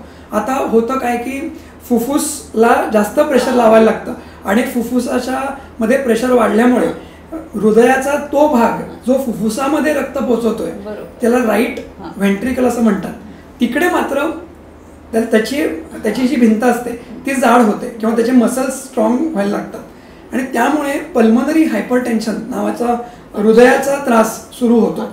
आणि मग लॉंग टर्म मध्ये ते मात्र फार त्रासदायक आहे. तर लोक म्हणतात मग ह्याचं ट्रीटमेंट काय. तर सगळ्यात सुरुवात अशी असते की सगळ्यात बऱ्याच वेळा हे पेशंट्स असतात त्यांचं वजन जास्त असतं आणि त्यामुळे हा त्रास होतो. तर अशा पेशंट्सना आम्ही सगळ्यात पहिले सांगतो की आपण सगळं बाकीचं पुढे सुरुवात करूया, पण तुमचं वजन कमी करायला सुरुवात करूया. मग कुठल्याही तरीक्याने ते करा, पण म्हणजे कुठल्याही मार्गाने ते करू शकता तुम्ही, पण ते करणं सुरू करा कारण ते सगळ्यात महत्त्वाचं आणि अवघड अशी गोष्ट आहे. बऱ्याच वेळेला लोक मग डाएट करतात किंवा एक्सरसाइज करतात किंवा त्याच्यासाठी वेगळे स्पेशालिस्टही असतात. वजन कमी करण्यात खूप मोठा रोल आहे वजनाचा याच्यामध्ये. मग त्याच्या पलीकडे आम्ही स्लीप स्टडी करतो. स्लीप स्टडीमध्ये तुमच्या घरीच ते येऊन तुम्हाला उपकरणं जोडतात आणि तो इंडेक्स जनरेट होतो. आणि मग त्याच्यानंतर त्याचे असे काही वेगवेगळे असतात की बाबा एक CPAP नावाचं मशीन लावलं जातं ज्याच्यामुळे ते पॅसेज छोटाच होत नाही, त्याच्या प्रेशरने वाढलं असतं. किंवा मग ऑपरेशनही त्याला एक वेळा जागा म्हणजे त्याच्या ऑपरेशनचीही जागा आहे त्याच्यामध्ये की तुमचं जर टॉन्सिल्समुळे किंवा अगदी टिश्यू हायपरट्रॉफीमुळे जर तो पॅसेज छोटा होत असला तर मात्र डेफिनेटली ऑपरेशनचा रोल आहे त्याच्यामध्ये. पण याच्या व्यतिरिक्त मग स्नोरिंगचा असा काही शरीराला म्हणजे आपण ज्या घटकांवर बोललो म्हणजे स्नोरिंग पुढे जाऊन स्लीप ॲपनिया झाला तर मात्र त्याचं ट्रीटमेंट केली पाहिजे. तुम्ही बऱ्याच वेळा बघत असाल की लोक वर्षोनवर्ष घोरतात आणि त्यांना फार काही त्रास होत नाही, त्यांची झोप चांगली होते, मग अशा वेळेस आम्ही त्यांना काही ट्रीटमेंट देत नाही. म्हणजे कुठेतरी मला वाटतं थोडा सायकोलॉजिकल पार्ट पण असू शकतो. म्हणजे दुसऱ्याला त्रास होतोय म्हणून याला ट्रीटमेंट द्या, अशा वेळेस आम्ही ट्रीटमेंट देत नाही. पण जनरली जास्त घोरणाऱ्या लोकांना स्लीप ॲपनिया असतो. म्हणजे हा किंवा ते आम्हाला पेशंट बघूनही कळतं बऱ्याच वेळेला की जनरली थोडासा चांगल्या अंगकाठीचा माणूस असतो किंवा बाई असते आणि मग त्यांना म्हणतात की मला सकाळी उठल्यावरही दमल्यासारखं वाटतं किंवा तोंड कोरडं पडलेलं असतं, मी बऱ्याच वेळा पाणी प्यायला उठतो किंवा लघवी करायला उठतो. तर ते कारण ते पाणी पिण्यासाठी किंवा लघवी करण्यासाठी तुम्ही उठत नाही आहात, तुम्हाला स्लीप ॲपनियामुळे तुम्हाला तुमचा सेन्सर उठवतोय आणि मग उठल्यावर तुम्ही जे रुटीन करता की लघवीला जाणे किंवा पाणी पिणे. आणि दुसरी गोष्ट म्हणजे तोंडाने श्वास घेतल्यामुळे घसा कोरडा पडलेला असतो, मग त्याच्यामुळे तुम्हाला पाणी प्यावंसं वाटतं. पण तुम्ही तोंडाने श्वास का घेता किंवा तुम्हाला मूळता झोपेत उठावंच का लागतं, तर ते हे स्लीप ॲपनिया हे कारण असू शकतं. तर ते त्याच्याबद्दल स्लीप स्टडी किंवा त्याच्याबद्दल ट्रीटमेंट सीक करणं गरजेचं आहे डेफिनेटली. खूप खूप विस्तृत चर्चा आहे आणि खूप छान सांगतात ते डॉक्टर साहेब. आणि आज आम्ही जवळजवळ कान, नाक, गळा ह्या सगळ्या अंगांबद्दल, त्यांच्याशी जुळलेले आजार आणि त्यांचं कारण, निवारण याच्याबद्दल बोललो आहोत. आता डॉक्टर साहेबांना हेच सांगितले की जाता जाता आमच्या प्रेक्षकांना तुम्ही एक छोटासा काय संदेश द्याल स्वतःची काळजी घेण्याबद्दल. तर काय होतं, आता मी कान नाक गळ्याचा डॉक्टर आहे म्हणून त्याच्याबद्दलच सांगेन. तर काय होतं की हे जे आपले ज्ञानेंद्र आहेत ते थोडेसे दुर्लक्षित आहेत असं मी सांगितलं होतं. तर त्याची रखरखाव करणं खूप गरजेचं आहे. जसं की डोळे आपल्याला महत्त्वाचे असतात तसेच कान, नाक हे सगळे महत्त्वाचे आहेत. दुसरी गोष्ट म्हणजे त्यांचा रखरखाव करणं गरजेचं आहे. आणि एक दैनंदिन जीवनामध्ये त्याच्याबद्दल खूप म्हणजे अफवा किंवा अशा गोष्टी जास्त पसरतात की बाबा वारंवार कान साफ करणे गरजेचं आहे, तर हे अजिबात गरजेचं नाही आहे. किंवा तुम्ही बरेच लोक घशामध्ये काही अडकल्यासारखं वाटतं म्हणून खोकला करतात जोरजोराने बोलतात. तर गळ्याचा जो वारंवार जे त्रास होतात तर ते बऱ्याच वेळेला ते बंद केल्यानेही होऊन जातात. किंवा कानामध्ये काडी घालणं किंवा रोज मी कान सकाळी उठल्यावरती आंघोळी झाल्यावरती कान साफ करतो, तर ह्याची काही गरज नाही आहे. तर त्याच्याबद्दल थोडेसे जागरूक होणं गरजेचं आहे. जागरूकता खूप महत्त्वाची आहे कान नाक गळ्याविषयी. डॉक्टर खूप छान सांगतात की जागरूक होणं गरजेचं आहे. म्हणजे कान नाक गळ्याविषयी जागरूक होणं खूप महत्त्वाचं आहे. आणि त्याच्या पहिले तर आपण जागरूकतेने सुरू करूया, मग त्याच्यानंतर पुढे जाऊन कसं करावं काय करावं ते आपण बरोबर गुगलवर वाचून किंवा बऱ्याच इन्फॉर्मेशनचे बरेच सोर्सेस आहेत. पण नेमकी कशाबद्दल इन्फॉर्मेशन घ्यायची आणि कशाबद्दल म्हणजे काय नाही. किंवा बरेच वेळा लोक काय होतात की माझ्या तोंडामध्ये मी आरशामध्ये बघतो आणि मला काहीतरी दिसतंय किंवा मी मग गुगलवर वाचलं मग मला असं वाटलं मग मी तुमच्याकडे आलो. तर अशा बरेच माझ्याकडे पेशंट्स येतात.